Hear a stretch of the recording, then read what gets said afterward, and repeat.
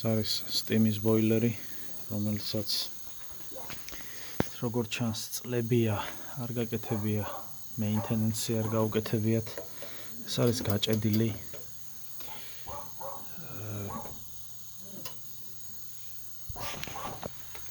ეს არის low water cutoff, რომელიც თუკი წყალი დაეცემა წყლის დონე, აი ამას ქვემოთ, მაშინ ჩაირთვება, აგზავნის სიგნალს automatic water feed-თან, რომელიც ყველა steam boilers უყენია და ის აწოდებს წყალს მანამ, სანამ არ მივა წყლის დონე. აი ამ დონემდე. ზუსტად low water sensori, ეს სენსორი არის აი ამ დონეზე. ეხლა ამ შემთხვევაში მაინც აჩვენებს, რომ დაბალია წყალი. ამიტომ წესით დარიგით მანამ უნდა დავამატოთ წყალი, სანამ არ ამოვა სენსორის დონეზე. ეს არის ბაიპასი, რომელთაც შეგვიძლია წყლის დამატება. ან კიდევ ამასაც აქვს feed. აი აქაც შეგვიძლია დავამატოთ წყალი. ეს ითვლის თუ რამდენ გალონს ამატებს. თუ არ ვცდები აქ რომ მოვედი 860 გალონი ქონდა დამატებული დღემდე. იმიტომ რომ steam-ს ყოველთვის ჭირდება რეგულარულად წყლის დამატება. ეს არის ძალიან მნიშვნელოვანი ვალვი, აი ეს ეხსნება და აქ მთელი ჟანგი გამოდის, უნდა დაიწრიტოს აუცილებლად, ეს ჟანგი უნდა მოშორდეს, ის სტეკლო უნდა გაიწმინდოს. წნევა, როგორც წესი steam boiler-ზე არის დაახლოებით 5 პაუნდი, 5-ზე ქვემოთ, მეტი არ არის. აი ამას ეძახიან pigtail, რაც არის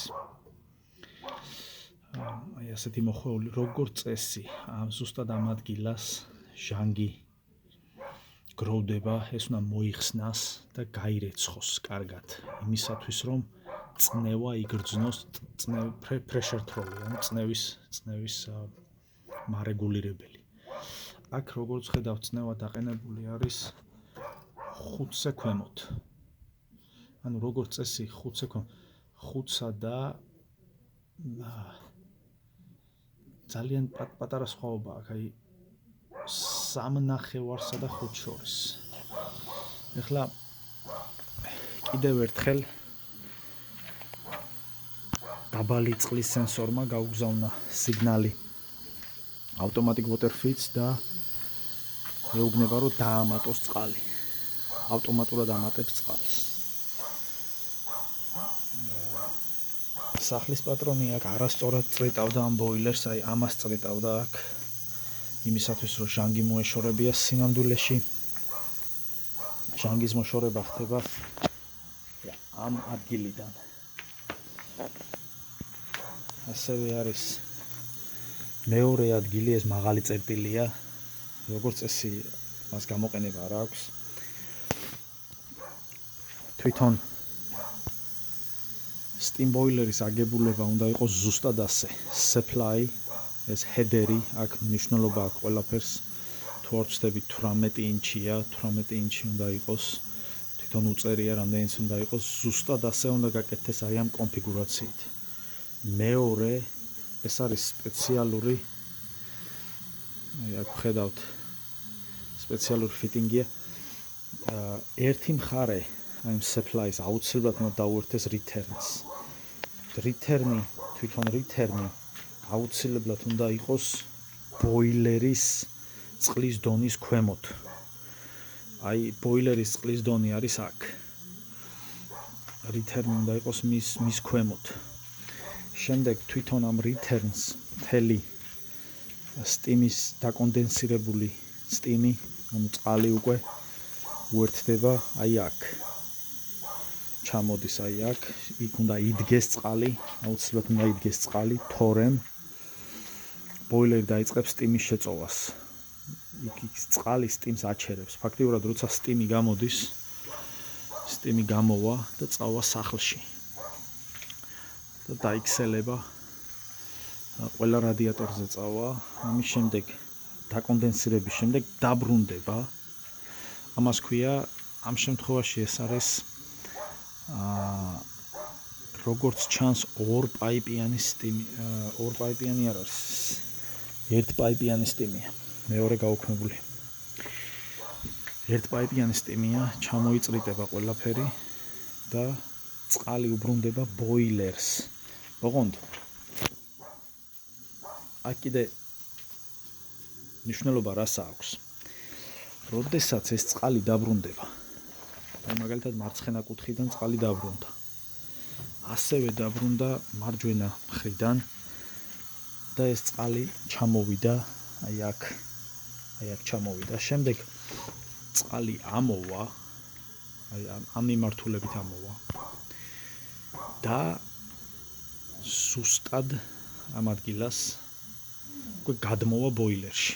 ეხლა ეს ადგილი, აი ზუსტად ეს ადგილი არის ზუსტად წყლის დონის ადგილი.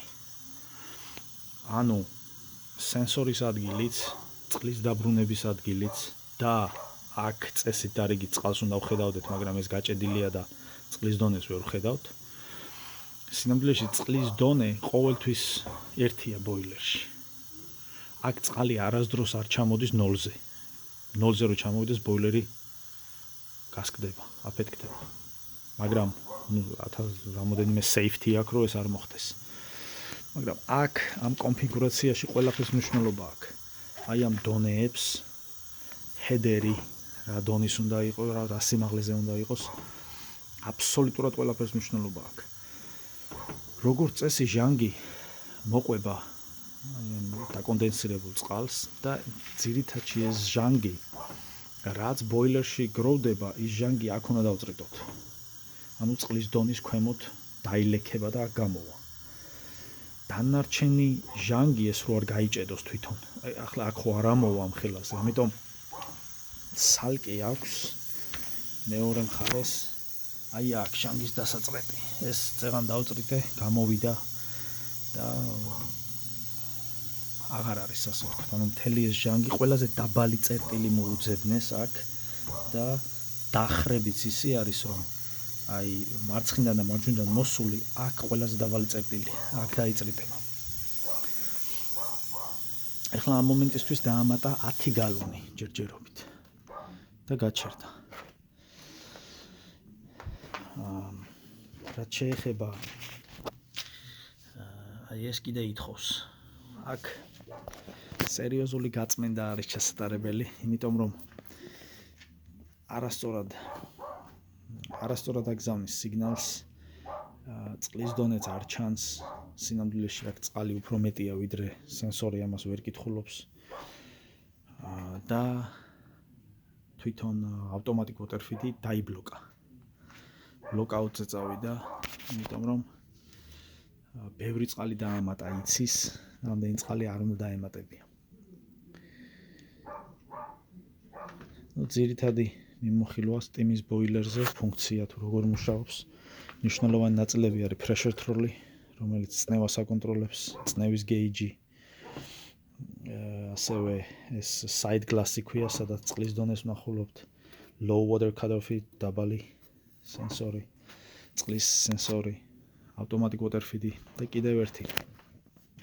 რაც რა თქმა უნდა აქ expansion tank-ი არ არის და არც იქნება, მაგრამ აი ეს valve, რომელიც არის pressure relief valve, არის 5 თუ არ ვცდები, Steam-ზე არის 15. ეხლა აქ უბრალოდ აწერია, მაგრამ არ ვიცი, ეს valve არის სპეციალური Steam-ისთვის 15 პაუნდია თუ არ ვცდები. ან შეიძლება 10. ყოველ შემთხვევაში 30 არ არის. ეგ არის კიდე განსხვავებული Steam-ზე. რა თქმა უნდა, პამპი არა აქვს, Steam-ს არანაირ პამპი არ ჭირდება. შეუძლია სულ რაღაც რამოდენიმე წამში 100 სართულზე ავიდეს უპრობლემოდ. Steam-ი არის ძალიან სწრაფი. აქ რამოდენიმე შეკეთებებიც Steam-ი ყოველთვის კეთდება. როგორც წესი Steam-ზე ასევე არ გამოიყენება სპილენძი. სპილენძის პაიპები არ გამოიყენება, აუცილებლად უნდა იყოს აი ეს black pipe. აქ რომ სპილენძის პაიპებია გამოყენებული,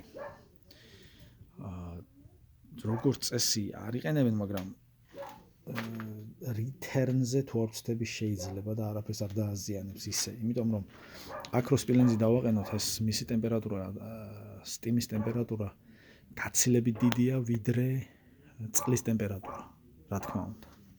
და სპილენძის